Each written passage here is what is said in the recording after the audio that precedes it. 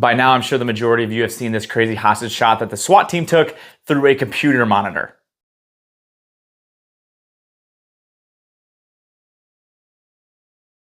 I might act out too. I get it.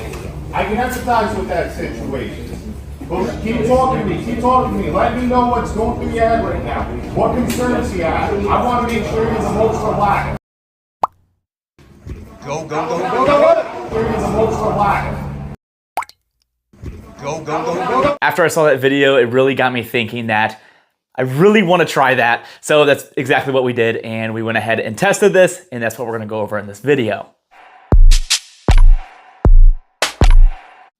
After that video was released, I think a lot of people's initial reaction was, that was insane, very cool, so glad that they saved the people. But on the other hand, they thought how risky of a shot that was. But the police department or sheriff's department that did the shot released a statement advising that they had trained that prior to a situation like this, which I thought was pretty neat that they trained in a situation like that. Because me personally, it's never something I ever thought about training, is how to shoot through a monitor and seeing where the bullet goes or what happens. So me and my partner Carson decided that it would be cool during one of our training days, we would try this and see what happens. So we got 3 monitors and we went out and we shot through it to see what would happen with the bullet. We wanted to see if we can get any consistent data on where that bullet would go, or if it was just gonna be completely unpredictable. So what we did is we took a computer monitor that we set up with some stickies on it to be able to have aiming points, and then we set a steel target behind at 5 yards initially.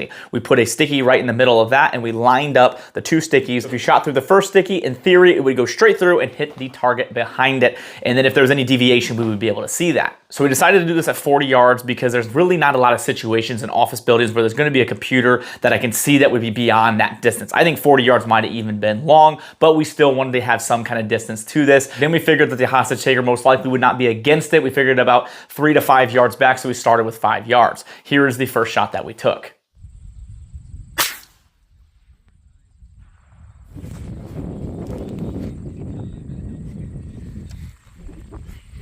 That's bad. So as you can see, the first shot did not make us feel fantastic because we completely missed the target at the 5 yards. So we decided to bring it a little bit closer. So we moved the target to 2.5 yards from the computer monitor and did the same test here.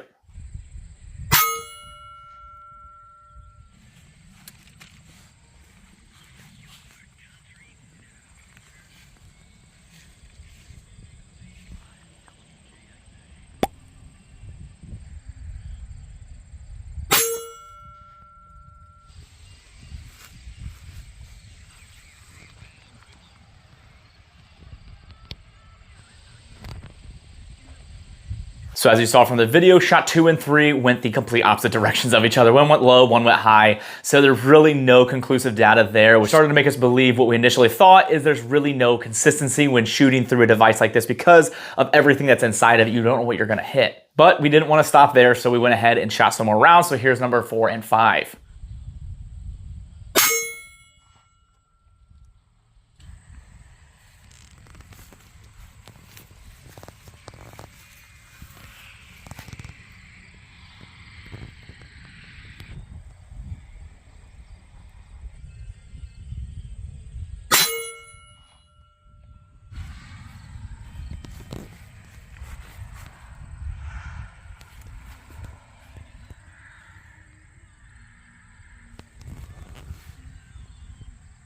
So 4 and 5 were a lot more consistent, and if I didn't see the first 3 shots, I might have thought, okay, this is actually pretty cool, and you might be able to shoot through a monitor pretty accurately and consistently, but thankfully, we saw the first 3 shots, so our hopes and dreams were scratched pretty quickly because we decided it was probably not the best idea, but we wanted to continue to try, so we tried some different things. We tried different angles. We tried shooting through the actual base, which we shot right in between the base, but we tried a couple different things just to really get conclusive evidence one way or the other.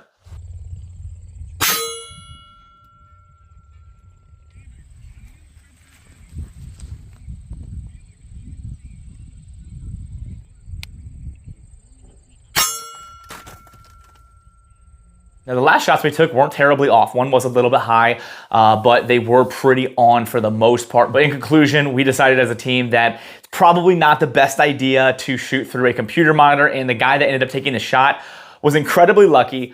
That or he trained a ton shooting through a monitor and knew exactly what his round did. Either way, it was a phenomenal shot. I would never take that shot, especially after the testing that we did and seeing how inconsistent it can be. I don't know the exact gun or bullets and everything that he was using. We were using 308. We used 175 grain Federal gold medal match. And then mine is a CZ600 range is the rifle that I was using with a JK Armament RCX suppressor.